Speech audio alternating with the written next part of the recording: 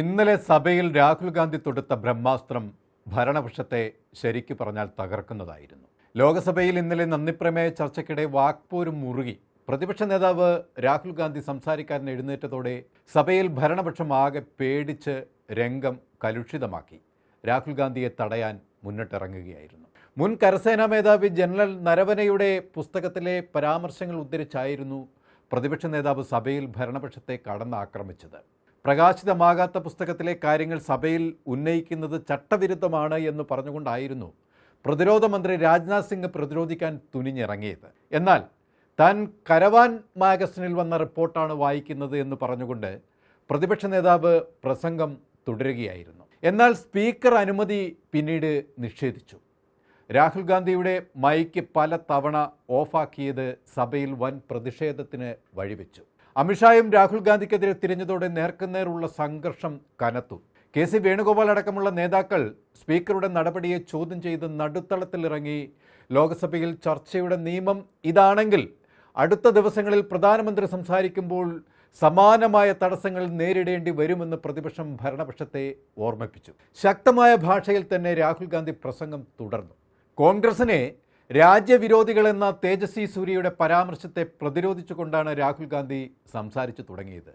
നിങ്ങൾ ഞങ്ങളെ രാജ്യവിരോധികളെന്ന് മുദ്രകുത്താൻ തുനിയുമ്പോൾ general M കരവനയുടെ പുസ്തകം വായിക്കണമെന്നായിരുന്നു രാഹുൽ ഗാന്ധി ഉന്നയിച്ചത്. ഇന്ത്യയുടെ 28ാമത് കരസേനാ മേധാവി മനോജ് മുകുന്ദ് നരവന 2019 ഡിസംബർ 16 അധികാരമേറ്റ നരവന 2022 ഏപ്രിൽ കരസേന പദവിയിൽ നിന്ന് വിരമിച്ച ശേഷമാണ് നരവന തൻ്റെ സർവീസ് സ്റ്റോറി എഴുതി 4 സ്റ്റാർസ് ഓഫ് ഡെസ്റ്റിനി എന്നായിരുന്നു നരവനയുടെ ആ പുസ്തകം. സിക്കിം അതിർത്തിയിൽ യുവ സൈനിക ഉദ്യോഗസ്ഥനായി സൈനിക സേവനം തുടങ്ങിയതു മുതൽ കരസേനാധിപനായി ഗാൽവാൻ സംഘർഷം നേരിട്ടതുവരെയുള്ള കാര്യങ്ങൾ കരവന തൻ്റെ സർവീസ് സ്റ്റോറി പുസ്തകത്തിൽ വിശദീകരിക്കുന്നുണ്ട്. സൈന്യത്തിലെ ഹ്രസ്വകാല നിയമന പദ്ധതിയായ അഗ്നിപഥ്, ഗാൽവാൻ സംഘർഷം, ദോക്ലാം വിഷയം എന്നിവയെക്കുറിച്ച് പുസ്തകത്തിൽ പരാമർശിച്ച കാര്യങ്ങളാണ് വിവാദമായത്.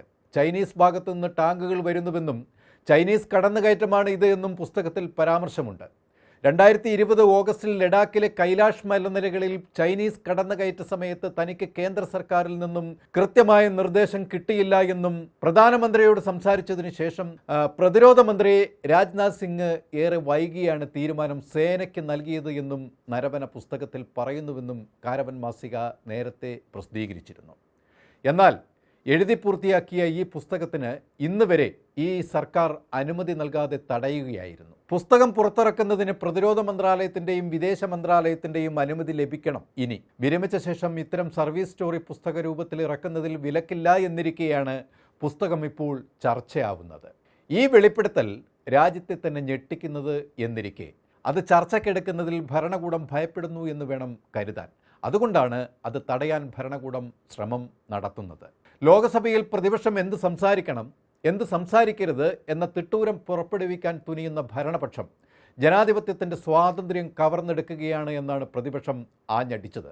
ഇത് ദേശീയ സുരക്ഷയെ ബാധിക്കുന്ന കാര്യങ്ങളാണ്, അത് സംസാരിക്കാതെ താൻ പിന്മാറില്ല എന്ന് രാഹുൽ ഗാന്ധി കടുത്ത നിലപാടെടുത്തതോടെ ഭരണപക്ഷം ഇന്നലെ സഭ പിരിച്ചുവിടുകയായിരുന്നു. ഇന്ന് ഇതേ വിഷയം സഭയിൽ ഉയർത്തി പ്രതിപക്ഷം പ്രതിരോധം തീർക്കുമെന്നും ഭയപ്പെട്ട ഭരണപക്ഷം ആകെ അങ്കലാപ്പിലാണ് സഭ ഇന്നലെ പിരിഞ്ഞത്. പ്രതിപക്ഷത്തെ ഭയക്കുന്ന മോദി സംഘത്തിന് ഇപ്പോൾ മറ്റൊരു തലവേദന കൂടി പൊന്തി വരികയാണ്. അത് മോദിയുടെ ട്രംപിന് മുന്നിലെ അടിയറവാണ്. ട്രംപ് അധികാരത്തിൽ കയറിയത് മുതൽ ട്രംപിൻ്റെ അവകാശവാദങ്ങളെ, ഇന്ത്യയെ ലക്ഷ്യം വെച്ച് നടത്തിയ പ്രസ്താവനകളെ ഒക്കെ തന്നെ പഞ്ചപുച്ഛമടക്കി അംഗീകരിച്ചു കൊടുക്കുന്ന നയമാണ് കൈക്കൊണ്ടത് എന്നോർക്കണം. ഇപ്പോഴിതാ അമേരിക്കയ്ക്ക് മുന്നിൽ മുട്ടുമടക്കി മോദി റഷ്യയെ തള്ളിയിരിക്കുന്നു. ഇന്ത്യ US വ്യാപാര കരാറിൽ ഉരുത്തിരിഞ്ഞു വന്ന സംഘർഷം അതിൻ്റെ ഏറ്റവും മൂർധന്യാവസ്ഥയിൽ എത്തിയിരുന്നു. ഇനി ഇന്ത്യ റഷ്യയിൽ നിന്ന് എണ്ണ വാങ്ങില്ല എന്ന ധാർഷ്ട്യത്തോടെ ട്രംപ് പറഞ്ഞപ്പോഴും മറുത്തു പറയാൻ ശേഷിയില്ലാതെ മോദി മൗനം പാലിച്ചു. തീരുവ പ്രതിരോധം തീർത്ത് ഇന്ത്യയെ മുച്ചൂടും പൂട്ടാൻ ശ്രമിക്കുന്ന ട്രംപിൻ്റെ മുന്നിൽ ഇപ്പോൾ മോദി സാഷ്ടാംഗം വീണു എന്ന് വേണം കരുതാൻ. മോദി ട്രംപിന് മുന്നിൽ കീഴടങ്ങി എന്ന് പറഞ്ഞ് ഇന്ന് പ്രതിപക്ഷം ലോക്സഭയിൽ ആഞ്ഞടിക്കുകയായിരുന്നു. മോദി സർക്കാർ രാജ്യ താൽപ്പര്യങ്ങൾ ബലികഴിച്ചുവെന്നും പ്രതിപക്ഷം ശക്തമായി ഉന്നയിച്ച് നടുത്തളത്തിലിറങ്ങി ബഹളം വെച്ചു.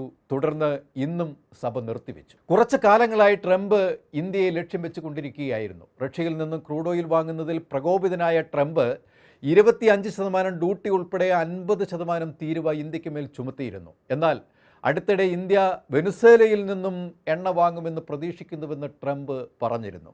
റഷ്യയിൽ നിന്നും ഇറക്കുമതി കുറയ്ക്കാനും പകരം അമേരിക്കയിൽ നിന്നും വെനിസ്വേലയിൽ നിന്നും ഇന്ത്യ എണ്ണ വാങ്ങാനും സമ്മതിച്ചതോടെ അമേരിക്ക ഇന്ത്യക്ക് മേലുള്ള തീരുവ കുറച്ചിരുന്നു. India 18%, China 30%, Pakistan 19%, Bangladesh 20%, Brazil 50%, European union 15% എന്നിങ്ങനെയാണ് നിലവിലെ രാജ്യ തീരുവ. എന്നാൽ പുതിയ തീരുവ എന്ന് മുതൽ പ്രാബല്യത്തിൽ വരുമെന്നുള്ള കൃത്യമായ വിവരങ്ങൾ വൈറ്റ് ഹൗസ് ഇതുവരെ പുറത്തുവിട്ടിട്ടുമില്ല. ഈ അവ്യക്തത നിലനിൽക്കുമ്പോഴാണ് രാജ്യത്ത് ആശങ്ക നിറയുന്നത്. റഷ്യ എക്കാലത്തും ഇന്ത്യയോട് ചേർന്ന് നിന്ന രാജ്യമാണ്.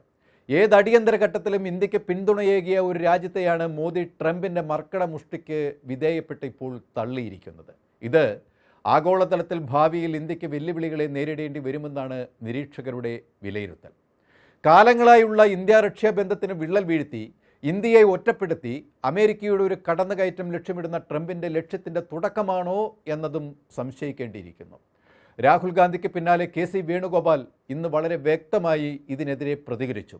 18% തീരുവ കുറച്ചുവെങ്കിലും അമേരിക്കൻ ഉൽപ്പന്നങ്ങൾക്ക് 0 ടാക്സ് ആക്കി മാറ്റി. ട്രംപിൻ്റെ ഓരോ പ്രഖ്യാപനങ്ങളും ഇന്ത്യ സറണ്ടർ ചെയ്ത അവസ്ഥയാണ് ഇപ്പോൾ. അത് വ്യക്തമാക്കാൻ മോദിക്ക് ബാധ്യതയുണ്ട്. എന്തുകൊണ്ടാണ് ഈ സറണ്ടർ എന്നത് നമ്മുടെ രാജ്യത്തിൻ്റെ നിയന്ത്രണങ്ങൾ ട്രംപ് ഏറ്റെടുത്തതുപോലെയാണ് എന്നും KC വേണുഗോപാൽ പറഞ്ഞു. ഉച്ചയ്ക്ക് ശേഷം ലോക്സഭയിൽ പ്രതിപക്ഷം പ്രതിഷേധം തുടരുകയായിരുന്നു. കഴിഞ്ഞ ദിവസം തടസ്സപ്പെടുത്തിയ പുസ്തക വിഷയവുമായുള്ള തൻ്റെ പ്രസംഗം തുടരാൻ അനുമതി വേണമെന്ന് രാഹുൽ ഗാന്ധി ഭരണപക്ഷം അതിനെ എതിർത്തതിനെ തുടർന്ന് സഭ വീണ്ടും ബഹളമയമായി. കിരൺ റിജിജു തെറ്റിദ്ധരിപ്പിക്കുകയാണ് എന്ന് പ്രതിപക്ഷം പറഞ്ഞു. രാഹുൽ ഗാന്ധിയുടെ ആവശ്യം നിഷേധിച്ചതോടെ ബഹളം രൂക്ഷമായതിനെ തുടർന്ന് സഭ പിന്നീട് 3 മണി വരെ നിർത്തിവെച്ചു. സ്പീക്കർ രാഹുൽ ഗാന്ധിയെ സംസാരിക്കാൻ അനുവദിച്ചില്ലെങ്കിൽ ആരും സഭയിൽ സംസാരിക്കേണ്ട എന്ന് പ്രഖ്യാപിച്ച് പ്രതിപക്ഷ MPമാർ മേശപ്പുറത്ത് കയറി പേപ്പർ കീറിയെറിഞ്ഞ് പ്രതിഷേധം ശക്തിപ്പെടുത്തി. തുടർന്നാണ് ഗത്യന്തരമില്ലാതെ സഭ നിർത്തിവെച്ചത്. തുടർന്ന് രാഹുൽ ഗാന്ധി പുറത്ത് മാധ്യമങ്ങളെ കണ്ടു. എഫ്സ്റ്റീൻ ഫയലിൽ ഒളിഞ്ഞിരിക്കുന്ന മോദിയുടെ രഹസ്യം എന്താണ് എന്നാണ് അദ്ദേഹം ചോദിച്ചത്. രാജ്യത്തെ ബാധിക്കുന്ന ഇത്തരം പ്രശ്നങ്ങൾ ചർച്ചയ്ക്കെടുക്കേണ്ടതിന് പകരം ഭരണപക്ഷം സഭ നിർത്തിവെച്ച് ഒളിച്ചോടാൻ ശ്രമിക്കുന്നത് ഭരണപക്ഷത്തിൻ്റെ പരാജയമാണ് എന്നാണ് പ്രതിപക്ഷം ഒന്നടങ്കം പറയുന്നത്. സമ്മേളന കാലയളവിൽ പ്രതിപക്ഷ MPമാർക്ക് സസ്പെൻഷൻ ഏർപ്പെടുത്തി നടപടിയുമായി സ്പീക്കർ ഇപ്പോൾ രംഗത്ത് വന്നിരിക്കുകയാണ്. സർക്കാരിനെ വിമർശിക്കുന്ന പ്രതിപക്ഷത്തിൻ്റെ ശബ്ദങ്ങളെ ഇല്ലായ്മ ചെയ്യാൻ എന്നും ഭരണപക്ഷം തുനിഞ്ഞിറങ്ങുന്ന കാഴ്ചയാണ് പലപ്പോഴും ലോക്സഭയിലും രാജ്യസഭയിലും കാണാൻ കഴിഞ്ഞിട്ടുള്ളത് എന്നത് നമ്മൾ മറക്കരുത്. ഇത് പ്രതിപക്ഷത്തെ ഭരണപക്ഷം ഭയക്കുന്നു എന്ന് വേണം കരുതാൻ. അതായത് ഭരണപക്ഷം ചെയ്തു കൂട്ടിയ രാജ്യത്തെ ബാധിക്കുന്ന നിർണായകമായ പ്രതിസന്ധികൾ ഉന്നയിക്കാതെ ഇരിക്കാൻ, നികൃഷ്ടമായ ജനാധിപത്യ മര്യാദകൾ പാലിക്കാതെ പ്രതിപക്ഷത്തിൻ്റെ അവകാശങ്ങളെ നിഷ്ഠൂരമായി നിഷേധിക്കുന്ന സർക്കാർ നയം വരും ദിവസങ്ങളിൽ രാജ്യത്താകെ പടരും. അത് ഒരു കൊടുങ്കാറ്റായി സർക്കാരിനെ ചുഴറ്റി വീശിയടിക്കുമെന്ന സൂചനകളാണ് ഉരുത്തിരിയുന്നത്. കൂടുതൽ വാർത്തകൾക്കും വിശേഷങ്ങൾക്കും ഞങ്ങളുടെ channel like, share and subscribe ചെയ്യുക. കൂടാതെ സബ്സ്ക്രൈബ് ബട്ടണിലെ ബെല്ലൈക്കൺ എനേബിൾ ചെയ്യാനും മറക്കരുത്.